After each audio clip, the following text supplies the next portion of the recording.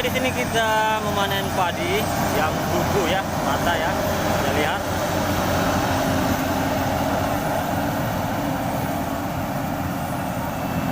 Di sini kita memanen padi seluas setengah hektar. Kita lihat ada 2 petak ya, ada 2 petak atau 2 kotak. Luasnya itu seluas setengah hektar. Dan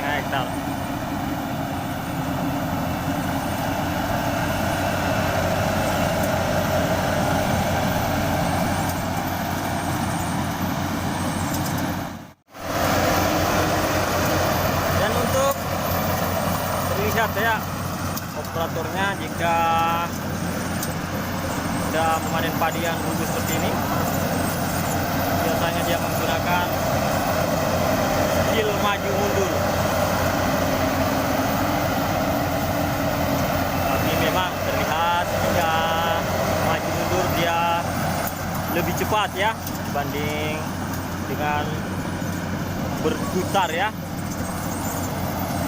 karena kan posisi padi terbaring menghadap ke depan sana.